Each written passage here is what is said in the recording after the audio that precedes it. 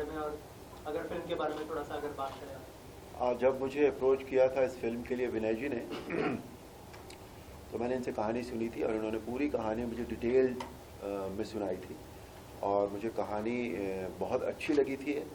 बहुत ही कॉम्पैक्ट कहानी है और बहुत डेफिनेट है इसकी अप्रोच कहानी की। और मुझे लगता है मैंने बिल्कुल भी समय नहीं लिया था इस बात को कहने के लिए कि yes I am doing this film.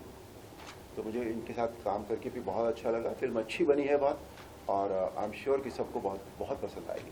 Sir, किरदार के बारे में कुछ बताएं, किस तरह का किरदार होगा? और ये किरदार है, एक पंडित हैं ये और कृष्णा के भक्त हैं और ये इनकी काफ़ी तमन्ना थी कि वहाँ कश्मीर में उस समय जबकि ये कहानी है कोई कृष्ण का मंदिर नहीं था। तो इनकी ये तमन्ना थी कि इन्होंने मंदिर के लिए एक ज़मीन अलॉट कराई थी, लेकिन वो ज़मीन इन्हें मिल नहीं पाई कभी भी। और उसके लिए इन्होंने सभी लोगों ने, जो सोसाइटी के लोग थे जो चाहते थे कि मंदिर एक बने वहाँ पर, उन सभी ने पैसे भी इकट्ठे किए, लेकिन वहाँ की जो गवर्नमेंट थी जो दूसरे लोगों को ज़्यादा सपोर्ट कर रही थी, उन्होंने कभी ये होने नहीं दिया। और फाइनली बात यहाँ तक पहुँच जाती है कि जो पैसे जमा किए हैं या तो वो जब्त हो जाएंगे या फिर यह है कि तुम ये पैसे ले लो। और पंडित जी बिल्कुल खिलाफ थे इस बात के कि नहीं, मंदिर की ज़मीन है तो मंदिर ही बनेगा, यहाँ मॉल कैसे बन जाएगा। जिस चीज़ के लिए अलॉट हुई है वो ज़मीन, उसी पे वही बनना चाहिए। तो फाइनली इसको सॉल्व करने के लिए ये तय होता है कि बीच में क्रिकेट आती, क्योंकि पंडित जी के जो बेटे हैं जो ये दर्शील रोल कर रहे हैं, ये सचिन को अपना आइडियल मानते हैं और हमेशा इनके दिमाग में सोते जागते सिर्फ सचिन सचिन सचिन रहता है। इनको क्रिकेट खेलने का बहुत शौक है और ये एक एकेडमी से भी, एक एकेडमी भी है वहाँ पर, वो लोग भी क्रिकेट को बढ़ावा देना चाहते हैं। और अंत में बात इस नतीजे पर पहुँचती है कि एक क्रिकेट मैच खेला जाए जो दर्शील की टीम, यानी जिसकी तरफ पंडित जी हैं या और दूसरे सोसाइटी के लोग हैं, और एक तरफ वो जो एकेडमी वाले लोग हैं जो कमर्शियल एकेडमी चढ़ाते हैं, वो उसमें बहुत अच्छे अच्छे लड़के थे। मतलब उसमें ऐसे लड़के भी थे जो नेशनल्स खेल सकते थे या जो नेशनल्स में जा रहे थे। तो ये तय पाया जाता है कि इन दोनों का मैच करा दिया जाए। और वो इसलिए मैच करा दिया जाए कि पंडित जी की टीम तो हार ही जाएगी, तो ना पैसे देने वापस पड़ेंगे और ना जमीन अलॉट होगी। इसके लिए ये मैच कराया जाता है। और फिर ये मैच से क्या होता है, कैसे ये बच्चा जो है खेलता है और इसमें पंडित जी का क्या रोल होता है, वो ये पूरी कहानी है। और फाइनली ये जो मैच जो है ये जीतते हैं और वहाँ मंदिर बनता है। दर्शन, आपसे जानना चाहूँगा, कितनी गर्व की बात थी कि आप सर के साथ काम कर रहे थे और थोड़ा सा ब्रेक भी लिया था आपने 2-3 म्यूजिक वीडियो की, और अब जो लगातार दूसरी फिल्म कर रहे हैं आप ये शूट, तो क्या कहना चाहेंगे? अगर थोड़ा सा बताएं उस बारे में, और थोड़ा सा अगर किरदार के बारे में बात करें, कैसा एक्सपीरियंस रहा सर के साथ काम करने? ये फिल्म क्रिकेट पर, बेसिक थीम इसकी क्रिकेट में है और वो मेरे लिए एक dream come true sort of था। माय फादर हैज़ बिन एक बहुत बड़े क्रिकेट फैन। इनफैक्ट वो क्रिकेट खेलकर अपने कॉलेज के लिए बहुत सारे ट्रॉफीज भी जीते थे। उन्होंने मुझे ऐसे दिखाया था, ये तेरे अवार्ड्स और ये मेरे क्रिकेट के अवार्ड्स हैं। तो मुझे भी बहुत मन करता था एंड मुझे इनफैक्ट कुछ थोड़ा वक्त मिला था 6-8 महीने का कुछ ट्रेनिंग ज्वाइन करने का, लेकिन मैं वो कंप्लीट नहीं कर पाया क्योंकि मेरे दूसरे कमिटमेंट्स थे।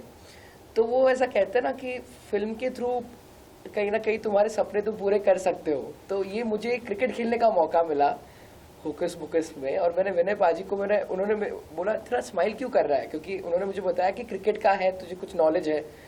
तो मैंने बोला सर बस मुझे यही कर रहा था बहुत टाइम से। एंड ही इज़ लाइक बहुत ढेर सारा क्रिकेट खेलना है तुमको एंड यू नो ट्रेनिंग करनी पड़ेगी। तो आई वॉज इन वंडरलैंड। मुझे बहुत ज़्यादा मज़ा आया ये सब करने में। एंड सेट पर इनफैक्ट ऐसा होता था कि हम क्रिकेट खेलने में टाइम वेस्ट करना शुरू कर देते थे, क्रू वाले भी सब जुड़ जाते थे हमारे साथ। सो वो बहुत याद भी आती है उसकी कभी कभी कि यार सेट पर क्रिकेट खेला तो बहुत मज़ा आई थी। So overall it was a very memorable shoot. And Arun sir के साथ काम करना मतलब एकदम सीधी बात है। आई मीन फॉर मी, मैं ऐसा सोचता हूँ कि मैं कितना सीख सकता हूँ, मैं कितना समझ सकता हूँ। मैं ऑब्जर्व कर रहा था उनको। एंड वो जब बात करते थे विनय सर के साथ, सोम सर के साथ, कि जब वो लोग सीन एक्सप्लेन करते थे एक दूसरे को, तो वो जो वार्तालाप होता था, मैं थोड़ा सा ऐसे घूमता था आसपास, मैं पूछता था क्या पूछा ये वो, क्योंकि मुझे बहुत क्यूरियोसिटी होती थी अप्रोच जानने की। और वो सुनकर मैं बहुत फैसिनेट होता था कि इतना एक्सपीरियंस है सर के पास। मैं आई थिंक पैदा हुआ उसके बहुत साल पहले से वो काम कर रहे हैं, वो एक्टिंग कर रहे हैं। सो कैसे ये क्या मतलब किस तरीके से वो ये लाते हैं, ये सवाल आते कहाँ से है? You know it's just passion at the end of the day. And मैं बस वही सोचता था फिर हर रात घर जाकर, I used to be like यार यही टाइप की मेरी एक लेगेसी होनी चाहिए, कि यही टाइप का मुझे इंस्पिरेशन मिलता था अरुण जी के साथ काम करके। एंड या ओवरऑल आई मीन ये फिल्म, मेरा कैरेक्टर अर्जुन का है। मैं क्रिकेट का बहुत बड़ा फ़ैन हूँ। एंड जैसे अरुण जी का कैरेक्टर कृष्ण भगवान में मानता है, तो मैं सचिन भगवान में मानता हूँ। मेरे लिए मेरी पूरी लाइफस्टाइल उनके आसपास मैंने डिज़ाइन की हुई है। जो चीज़ मुझे एक्चुअली बहुत अट्रैक्ट की इस कैरेक्टर की तरफ वो थी कि बहुत कम, वो क्या होता है कि कभी कभी कम उम्र के लोग बड़े उम्र के लोग की सिचुएशन में फंस जाते हैं, और उस टाइम पे बहुत सारी चीज़ें हो जाती है। कभी कभी तुम अटक जाते हो, फंस जाते हो, इमोशनली प्रॉब्लम हो जाता है, और कभी कभी तुम अडेप्ट कर लेते हो, कभी कभी तुम डिसाइड करते हो कि मुझे सही चीज़ जो मेरे हिसाब से वो मुझे करनी चाहिए, जो तुम्हारे संस्कार है, जो भी है तुम्हारी लाइफ एक्सपीरियंसेस हैं। सो वो जो ट्रांसफॉर्मेशन जो एक आता है इस कैरेक्टर में, वो मुझे बड़ा इंटरेस्टिंग लगा, क्योंकि वो जब ट्रांसफॉर्मेशन आता है तो ये ऑडियंस को ऑटोमेटिकली समझाता है कि तुम चेंज कर सकते हो। It's never too late. आज तुम्हारी लाइफ में कुछ भी हो, तुम अटकने मत जाओ, तुम्हारे चेंज करने की ताकत तुम्हारे अंदर ही है। तो यही इस फिल्म में था, और वही उसी के कारण मुझे लगा कि यार इसका ये करने में मज़ा आएगा। एंड मैंने बस सर को यही कह रहा था कि अभी ऑलमोस्ट 1 साल होगा अभी हमें मिलकर, 1-1.5 साल I think, and here we are, film ready है एंड आप लोगों को दिखाने की बहुत ही एक्साइटमेंट है। आज के दौर में अरुण सर ऐसे कई फिल्में बन रही हैं जो सेंसिटिव होती हैं, सेंसिटिव इश्यूज होते हैं, लेकिन जब फिल्म प्रोजेक्ट्स होता है तो एक जो वर्ग होता है वो तो एंटरटेनमेंट फॉर्म के तौर पर देखता है फिल्म को, लेकिन एक दूसरा वर्ग होता है जो शायद ज़्यादा सीरियसली लेता है फिल्म मीडियम को। वो क्या कहना चाहेंगे कि कश्मीरी पंडित पे या कश्मीर पे बार बार फिल्में बन रही हैं, तो वो चीज़ कहाँ तक आप क्या कहेंगे इस चीज़ को लेकर? देखिए, जो हमारी ज़िंदगी में हो रहा होता है फिल्में उस पर बनती ज़रूर हैं। ऐसा नहीं है कि पहली बार हो रहा है। ये जो भी टॉपिक होता रहा है उस पर फिल्में बनती रही हैं, और ये जो टॉपिक है ये बहुत बड़ा है और बहुत बरसों से चला आ रहा है हमारे साथ, और इस दिशा में काम भी बहुत हो रहा है। वरना पहले ये जो भी कुछ हुआ है वो बहुत सालों से हो रहा था, लेकिन फिल्में नहीं बनती थी। अब लोगों में कहने की हिम्मत भी आ गई है। लोग स्वीकारते हैं कि हाँ ये ऐसा हुआ है हमारे साथ, और हम क्यों ना कहें जब हमारे साथ हुआ है। तो ये हिम्मत अपने आप में बहुत बड़ी चीज़ है। जैसे मीडिया में भी अगर आप देखें तो है ना, डिफरेंट तरह के से जो जर्नलिज्म था उसका स्टाइल बिल्कुल बदल गया है अभी। तो ऐसे फिल्में बनाने का भी स्टाइल बदल गया है, और तो और बल्कि मैं ये कहूँगा कि फिल्म देखने का भी स्टाइल बदल गया है। अब फिल्में एक सेंट्रल पॉइंट लेकर एक फिल्म बन जाती है। पहले की फिल्में जो थी वो इसमें 4 गाने होने चाहिए, 3 डांस होने चाहिए, एक कॉमेडियन तो जरूर होना चाहिए जो हर 6 सीन के बाद आना चाहिए। वो सब खत्म हो गया बिल्कुल भी। फिल्में अब सब्जेक्ट पे बन रही है ना। तो सब्जेक्ट ढूंढा नहीं जा रहा है कि इस पे एक ऐसी कमर्शियल टाइप की फिल्म बनाए। डायरेक्टर को अगर कोई अच्छा लगता है कि ये सेंट्रल पॉइंट है मेरी फिल्म का, तो उसमें फिल्म बन जाती है। और ऐसा नहीं होता कि कश्मीर पे लोग ये सोचेंगे और कश्मीर पे बहुत फिल्में बन रही हैं तो ये नहीं हम देखेंगे। अब देखिए, ये फिल्म ठीक है, कश्मीर का बैकग्राउंड है इसमें, ठीक है, लेकिन कोई पॉलिटिकल एजेंडा उस तरह का नहीं है। और इसके अगर आप पोस्टर्स देखेंगे तो इस पोस्टर्स जो है दूसरी कश्मीर पे जो फिल्में बनी है या जो बन रही उनसे बिल्कुल अलग हट कर है। जैसा इसमें कहा गया है कि कृष्णा है, इसमें क्रिकेट है और कश्मीर है। तो इस तरह की फिल्म कश्मीर पर पहली बार बनी है जो इतनी ज़्यादा इमोशनल है, जिसमें पॉलिटिकल एजेंडा नहीं है, जिसमें कोई धर्म की बात नहीं कही गई, कोई मार काट की बात नहीं की गई है। एक लोगों का एक विश्वास है परमात्मा के प्रति, एक बच्चे का विश्वास है अपने क्रिकेट के प्रति, वो इसमें बेसिकली दिखाया गया है। और ये कि हमें अगर हम सोच लेते हैं और हमें लगता है कि नहीं ये होना चाहिए, पॉजिटिव बात है समाज के लिए, तो हम क्यों ना करें। वही बात है कि अपनी लगन जो है ना इंसान में वो जरूर होनी चाहिए, अपनी बात कहने का दम जरूर होना चाहिए, और इस फिल्म में वो बात बहुत अच्छी तरह से कन्वे की गई। पर काफी इंटरफेरेंस भी होता है, कोई प्रोजेक्ट होता है आज के जमाने में जो भी प्रोजेक्ट बनता है, पॉलिटिकल इंटरफेरेंस होता है, रिलीजियस पॉइंट ऑफ व्यू से इंटरफेरेंस होता है लोगों का, तो वो इंटरफेरेंस कहाँ तक अफेक्ट करता है किसी प्रोजेक्ट को? वो करता है, इट डिपेंड्स ऑन आप क्या बनाना चाह रहे हैं, आप क्यों बनाना चाह रहे हैं। देखिए, सबसे पहले ये भी ज़रूरी होता है कि हम भी यही पर्टिकुलर प्रोजेक्ट जो डायरेक्टर या प्रोड्यूसर्स होते हैं या जो राइटर्स होते हैं किसी प्रोजेक्ट के प्रति, वो क्यों इसको करना चाह रहे हैं। कई बार तो लोग चाहते हैं कि यार पॉलिटिकल इंटरफेरेंस होगा तो फिल्म जो है उसमें सुर्खियों में आ जाएगी, और एक बार सुर्खियों में आ गई तो ये गई और वो गई, फिल्म तो चलने वाली है। तो इट डिपेंड्स ऑन कि आपकी नीयत क्या है एक फिल्म के प्रति। आप सिर्फ पैसा कमाने के लिए फिल्म बना रहे हैं, आप एक अच्छी फिल्म बना रहे हैं, आप इसलिए फिल्म बना रहे हैं कि मैं समाज को कुछ दे सकूं, आप इसलिए फिल्म बना रहे हैं कि मेरा बहुत बड़ा नाम हो जाए, मैं बहुत बड़ा फिल्म मेकर बन जाऊं। इट डिपेंड्स ऑन कि आपका बेसिकली एम क्या है, तो उस पर डिपेंड करती हैं ये सारी चीज़ें। ऑल्सो सर, ऐसा बहुत कम टाइम होता है जब फिल्म में 2 डायरेक्टर्स देखने मिलते हैं, तो कैसे कोलैबोरेशन हुआ आप दोनों का, उस बारे में कुछ बताइए। और क्या मतलब ऑन सेट किस तरह से आप दोनों कोऑर्डिनेट करते थे, अगर उस बारे में भी कुछ बताना चाहे सर। मैंने तो सबसे सुमित्रा जी को मैं मिला था एक शो के दौरान, एक शो मैंने बनाया था पहचान, उसके स्क्रीनिंग, हम जब स्क्रीनिंग कर रहे थे तो मुझे सुमित्रा जी मिले थे मेरे दोस्त के थ्रू। तो बड़ा इन्होंने जो काम किया है नसरुद्दीन शाह साहब के साथ, बहुत ही गहरा काम किया हुआ इन्होंने। तो हमारी बातचीत हुई, इन्होंने अपने प्रोजेक्ट के बारे में बताया, मगर तब मैं प्रोड्यूसर था, तब मैं डायरेक्शन का सोचता नहीं था। उस टाइम सीख रहा था भट्ट साहब के साथ बहुत देर से, पर कभी सोचा नहीं था किस तरह का काम करेंगे। डायरेक्टर की खोज हो रही थी, पर जिस भी डायरेक्टर को मिला कहीं ना कहीं वो जो एसेंस, जैसे अरुण सर ने बताया कि जो फिल्म का एसेंस होता है ना, जो जिस वजह से बनाई जाती है, वो कहीं भी अस्त व्यस्त हो रहा था। काफ़ी डायरेक्टर को जब मैं मिला, कहीं ना कहीं हर कोई आज की डेट में कमर्शियल एंगल और ये मुद्दा ढूंढता है जब आप कश्मीर बोलते हो, मगर मेरी फिल्म की जो कहानी है वो कश्मीर में इसलिए है कि कश्मीर एक ऐसी जगह है जहाँ पे आई थिंक सचिन को लोग बोल सकते हैं कि ये गॉड ऑफ क्रिकेट नहीं है, Shoaib is better than Sachin, और पूरी इंडिया में मुझे लगता नहीं कि, तो एक रीज़न है कश्मीर में हमें कहानी को रखने का, और उस वजह से मैंने ये कहानी को सोचा।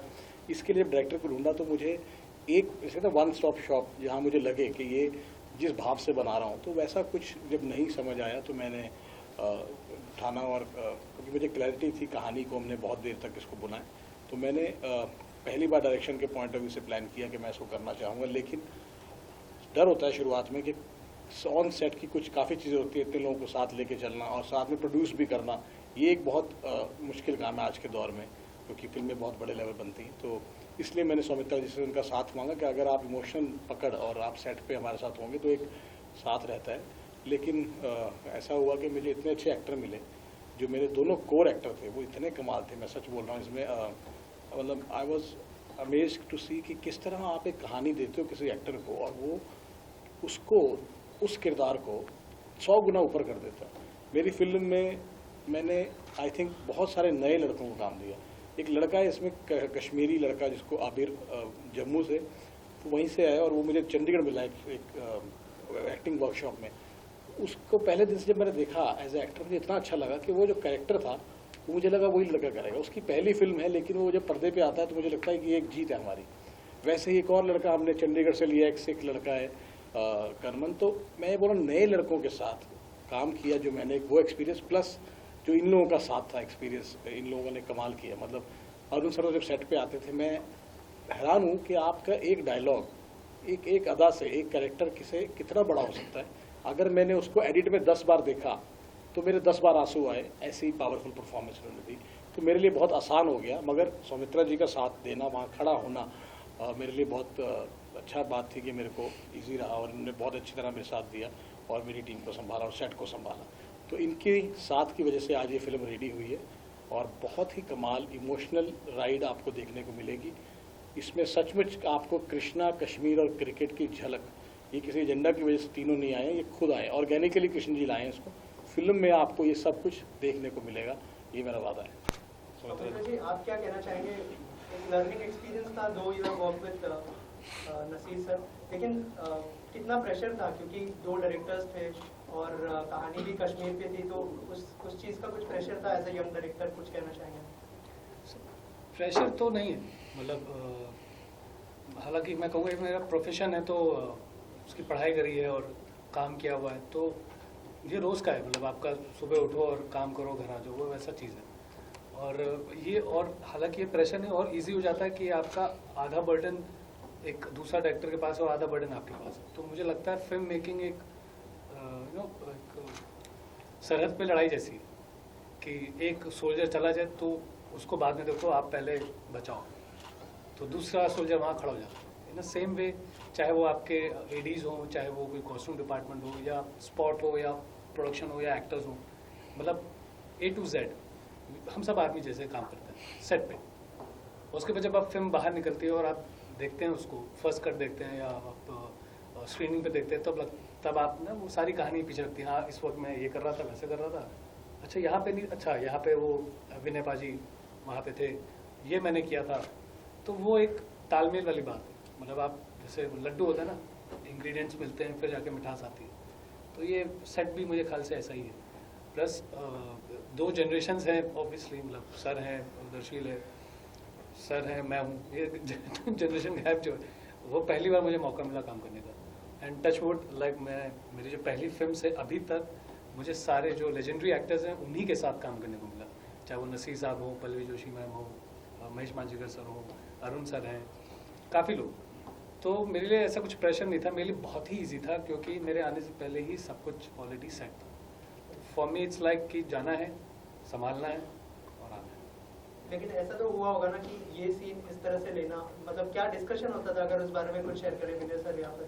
सब बेस्ट पार्ट है कि ईगो क्लैश नहीं होती। असल में आइडिया उन्हीं का है, विजन उन्हीं का है। मैं एक उस विजन को थोड़ा सा और प्रोमिनेंट करने के लिए था, और जब आप किसी और के विजन पे काम करते हो तो आपका ये एक मेरे हिसाब से कर्तव्य या धर्म, मैं समझता हूँ उस चीज़ को, कि उस पर आप खड़े उतरें। अब वो तो फिल्म देखने के बाद पता चलेगा, या आप सर ही बता पाएंगे कि आई डिड माई जॉब और नॉट, बट ऐसा कुछ नहीं था यार। मतलब मैं बहुत ही शॉर्ट था सेट पे, क्योंकि काम कर रखे हैं सबने यहाँ पे, तो ऐसा कोई नहीं था। हाँ, जो क्रिकेट क्योंकि मेरे लिए पहली बार था, हम लोग बहुत ही सन को लेके बहुत परेशान थे पूरे फिल्म में कि सन इधर आएगा, इधर आएगा, उधर आएगा। लेकिन जब आप काम करते हैं और खुले मैदान में गर्मियों में आप काम कर रहे हैं, तो खाना पीना आप भूल रहे हैं, क्योंकि ये ख़त्म करना है हमें, एक क्वालिटी देनी है, ऐसा भी नहीं है कि कुछ भी दे दिया है। तो वो एक थोड़ा स्ट्रेस होता है, लेकिन ऑल ओवर सब ने अपना काम किया, चाहे वो सम्राट हो, जग्गी हो, या एक्टर्स हैं हमारे जितने भी नए एक्टर्स और जिनका ऑलरेडी एक्सपीरियंस है, सब ने अपना काम किया। और बेस्ट पार्ट है सब ने अपना ही काम किया, कोई किसी के काम में नहीं किया, नहीं ये मैं करता हूँ, नहीं मैं वो, तो इसलिए वो फिल्म एक अच्छी बन के आती है। सर आप कुछ, क्योंकि ये बहुत लोगों की कोशिश है इस फिल्म को यहाँ तक जो लेके आए हैं। बहुत सारे न्यू कमर हैं इस फिल्म में, और चाहे वो मेकिंग में हो, चाहे वो एक्टर हो, और हमारे पास बहुत ही कमाल के किरदार इन्होंने जो निभाए, इनके लिए हमारे मेन ट्रेन का जो मेन इंजन है वो ये लोग हैं। इनकी परफॉर्मेंस, मुझे तो ऐसा लगता है कि जब मैंने दर्शील और अरुण सर के कई सीन देखे ना, तो मुझे ऐसा लगता है कि जैसे सर ने मुझे भी बताया कि 18 साल के लिए ही वेंट, मतलब स्पिरिचुअली भी, कि ही सच ए फाइन एक्टर। मैं हैरान हूँ, मतलब अभी तक आई बिलीव के व्हाट आई हैव सीन, जो आप लोग कल से देखेंगे, the acknowledgement which he deserves as a actor, I believe कि इस फिल्म से सबको समझ आएगी।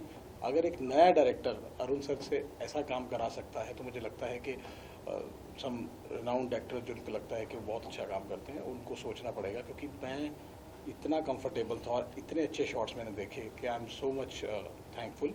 और आप सबको ये फिल्म देखनी चाहिए, फैमिली के लिए और हम सब की कोशिश के लिए। एक सच्ची बात लेके आ रहे हैं, कोई एजेंडा के साथ नहीं आ रहे, कि विश्वास के साथ अब आप चलते हो। कोई चाहे सचिन के साथ विश्वास रखता है, कोई कृष्ण के साथ। आखिर में जो सही रास्ता है वो कैसे मिलता है, कैसे सारे एंगल्स मिलके एक जगह आ जाते हैं, मंदिर कैसे बनता है, इस पूरी कहानी को देखने के लिए कल से आप थिएटर में जाइए।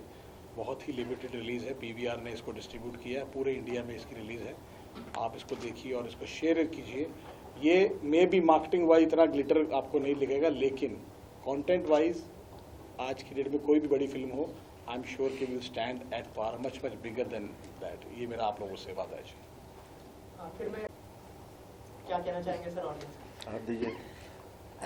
आई थिंक आप जब कोई फिल्म देखने जाते हो और आपको अगर वो पसंद आती है, वो आपकी फैमिली के साथ आप जुड़ना, आप वो एक्सपीरियंस करना चाहते हो, वो एक अच्छा क्वालिटी टाइम साथ में स्पेंड करने का मौका मिल जाता है।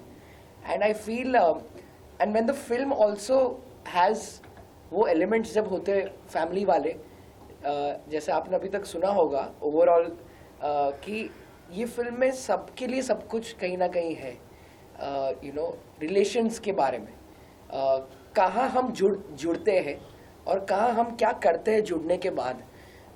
You know like Vinay sir said recently कि कैसे करंटली सिनेरियो ऐसा हो गया है कि सब जुड़ नहीं रहे हैं अभी.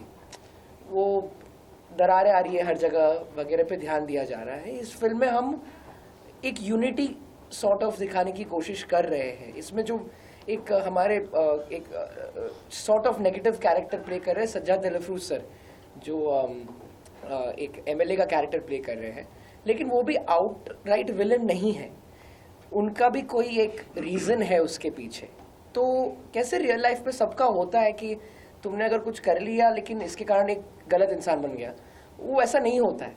वो एक सिचुएशन है, एक डिसीजन तुमने लिया और उसके बाद भी टाइम है तुम्हारे पास, तुम उसको भी और सुधार सकते हो.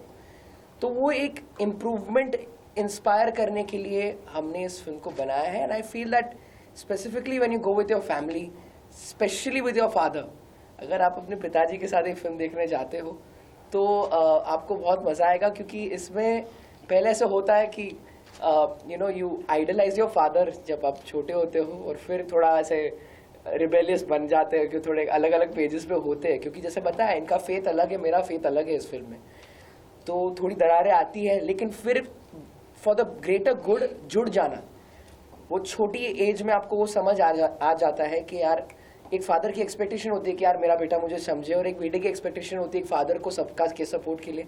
तो वो उसको बहुत प्यार से विनय सर और सोम सर ने दिखाया इस फिल्म में. सो आई थिंक आइडियली ये बिल्कुल आप अपने पूरे फैमिली के साथ देख सकते हो. इसमें कोई ऐसे, बिकॉज इट्स कश्मीर, तो लोगों को डर रहता है कि यार इसमें वो वायलेंस वगैरह या ये सब डाल दिया रहेगा, तो वो सब तो नहीं है ज़रा भी, एक सेकंड का भी ऐसा कुछ नहीं है. It's all pure love and pure passion. Cricket है हमारे यहाँ पर, वर्ल्ड कप की हवा है, तो आपको भी कहीं ना कहीं एक रिलेट होगा. So I think it will be a good experience अगर आप जाते हो, और अगर आपको पसंद आती है आप प्लीज़ शेयर कीजिए सबके साथ. आप कुछ कहना चाहेंगे ऑडियंस से? एक ऐसी फिल्म है जिसे हम अपने पूरे परिवार के साथ देख सकते हैं और एंजॉय कर सकते हैं.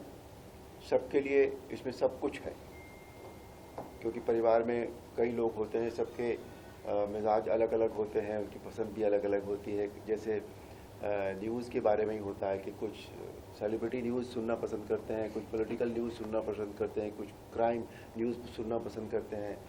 तो इस फिल्म में ओवरऑल परिवार के लिए, परिवार के साथ बैठकर आप आराम से ये फिल्म देख सकते हैं. अदरवाइज़ बड़ा मुश्किल हो जाता है आजकल, पूरे परिवार के साथ आप फिल्में नहीं देख पाते हैं. पहली बात तो ये बहुत अच्छी फिल्म है, बड़ी सधी हुई फिल्म है. किसी भी चीज़ को उस तरह से ग्लैमराइज ज़बरदस्ती करने की कोशिश नहीं की गई. जैसे कहानी बनती है, जैसे कैरेक्टर्स हैं, उसी तरह से एक मतलब आप अपने आप को आइडेंटिफाई कर पाएंगे हर कैरेक्टर के साथ. इसमें सबसे बड़ी बात यह है इस फिल्म में. अदरवाइज वो बिगर देन लाइफ वाले जो कैरेक्टर्स हैं वो नहीं है. बिल्कुल हमारे और आपके जैसे कैरेक्टर्स हैं जो इनको हम आइडेंटिफाई कर पाएंगे. तो फिल्म सबको बहुत अच्छी लगेगी. और मैं फाइनली यही कहता हूँ कि भाई अगर आपको कोई चीज़ अच्छी लगती है तो वो थोड़ी बहुत कहीं ना कहीं आपके अंदर ज़रूर, आपके सबकॉन्शियस में अच्छी बातें हमेशा चली जाती हैं. So let it go inside, you love it. Thank you so much and all the best. Thank you. Nervous का फीलिंग? सो बेसिकली मैं प्ले कर रहा हूँ करण, जो कश्मीरी पंडित है. और बात ऐसी है कि मैं असली में खुद कश्मीरी पंडित हूँ, तो मेरे लिए ये बहुत बड़ी अपॉर्चुनिटी है कि मेरी पहली फिल्म में मैं वही किरदार प्ले कर रहा हूँ जो मैं पूरी लाइफ प्ले करने वाला हूँ, जो कश्मीरी पंडित चीज़ है. और मैं it's a very big and a very मैं अभी कुछ बोल नहीं पा रहा हूँ, because very overwhelming feeling for me to see all of you and it's very new for me. But मेरे मॉम डैड काफ़ी खुश हैं क्योंकि हम कश्मीर से हैं और ये मूवी कश्मीर पे है. और मैं बिकॉज मेरे dad he used to love cricket और मैं कभी क्रिकेट खेलता नहीं था, मैं फुटबॉल बहुत खेलता था. तो इस मूवी की वजह से मैंने क्रिकेट खेलना सीखा और he was very happy that मैं क्रिकेट खेल रहा हूँ उसमें. And also the fact that ये मूवी कश्मीर पे बन रही है. तो जब मुझे इसका ऑडिशन आया था तो मैं बहुत खुश था क्योंकि मैं पहले टीवी कर चुका हूँ और मैंने सीरियल्स, एड्स और मॉडलिंग काफ़ी ज़्यादा की है, तो ये मेरे लिए काफ़ी एक बड़ी चीज़ थी कि मैं थिएटर पे इतनी जल्दी आ जाऊँगा, तो मैं तो बहुत एक्साइटेड था। तो मैंने जब ये ऑडिशन दिया और जब उन्होंने मुझे बोला कि आपको कश्मीरी पंडित ही प्ले करना है, तो वो मेरे लिए काफ़ी एक्साइटमेंट थी मुझे इस चीज़ की कि मैं ये प्ले करना है। और जब मैंने ऑडिशन दिया और वो जो भी राउंड्स होते हैं जब मैंने क्लियर किया, तो मेरे लिए काफ़ी ज़्यादा मतलब my family was very proud of me, I was very proud of my self कि मैं इतनी जल्दी थिएटर्स में आ रहा हूँ। सो आई जस्ट वॉन्ट कि आप सब अपनी फैमिली के साथ जाइए और देखिए मूवी, बिकॉज हम सारे नए एक्टर्स ने काफ़ी ज़्यादा मेहनत की है, बिकॉज ये सबका एक पहला प्रोजेक्ट था और सबने उतनी लगन, उतनी मेहनत और उतनी जान से हर कोई सीन, हर कोई जो भी हमें किरदार मिले सब बेखूबी से निभाएं। हम यंगस्टर्स, हम जितने भी नए लोग हैं उनको सपोर्ट करना चाहिए और encourage करना चाहिए और आपको देखने जाना चाहिए। The character called Azhar. Character के बारे में ज़्यादा नहीं बता सकते because it's not suppose to be told according to the story of the film, but yes it's a negative shade character and when Soumitra sir ने मुझे बोला कि ये कैरेक्टर प्ले करना है, my brief was very different and yet very simple. I have to play a negative shade while keeping in mind all the aspects of how ethical the game of cricket is. तो ये एक brief दिया गया था and the fact जब आपने सुना पहले भी कि ये दर्शील जो प्ले कर रहा है उनकी टीम वर्सेस एन अकेडमी की टीम है, तो जो अकेडमी की टीम का एक पार्ट हूँ मैं जिसके अंदर we are professional cricketers, but उस प्रोफेशनल क्रिकेटिंग कॉन्सेप्ट के अंदर एक नेगेटिव शेड डालना था किसी तरीके से, जिसका ब्रीफ दिया गया हुआ एक कैरेक्टर ऐसा है जो मैं चाहूँगा नहीं कि ये मैं एक्सप्लेन करूँ बिकॉज वो फिल्म का मज़ा हट जाएगा। And Rohan is one of the friend of Arjun जो दर्शील भाई प्ले कर रहे हैं and yeah, so I'm just a gang of Darshil bhai, the Arjun, and हम लोग साथ में we form a team to play against professionals. So उसमें ऐसा था like it is very challenging and yes, I personally do really like cricket और मैं cricket खेलता भी हूँ, but like yeah, it's still my dream कि मैं cricketer बनूँ, but like acting and पढ़ाई के साथ साथ कोचिंग सब मैनेज नहीं हो सकता एंड इसकी वजह से I was able to seek some cricket training and ये मेरे लिए एक बहुत अच्छी अपॉर्चुनिटी थी एंड हमने बहुत मज़ा किया। Nikhil, I am from Chandigarh. तो ये करेक्टर मुझे 2021 में महेश भट्ट की पाठशाला हुई थी, तो वहीं पे मैंने किया और ये मेरी पहली डेब्यू फिल्म है, तो काफ़ी मज़ा आया इन सब के साथ काम करके, है ना, कंप्लीट एक्सपीरियंस। ये बेसिकली हमारे कैप्टन है। तो मैं इस फिल्म में अनवर एज अ कैप्टन और पहली डेब्यू फिल्म में बहुत मज़ा आने वाला है, तो जाए देखने, है ना, इट्स वेरी गुड। अपनी फैमिली के साथ स्पेशली फादर और सन, वो तो ज़रूर जाए। मतलब मैं आज भी वो सीन देखता हूँ तो अभी भी रो पड़ता हूँ, मतलब कांट एक्सप्रेस माई वर्ड, मतलब अभी भी, है ना, वो सीन अरुण गोविल और दर्शन जी का, मतलब बाकी ज़्यादा बताएंगे नहीं फिल्म के बारे में, है ना। आई थिंक हमें ज़्यादा बताना नहीं चाहिए अपने कैरेक्टर्स के बारे में, बिकॉज आप जाइए देखिए कि अलग स्टोरी है और हर एक कैरेक्टर दूसरे कैरेक्टर से डिफरेंट है। और शायद आप लोग गालियाँ बहुत देंगे मुझे कैरेक्टर भी, but I believe in Krishna वैसे मैं, बट जो फिल्म का पार्ट है ना, करना पड़ता है। Thank you so much.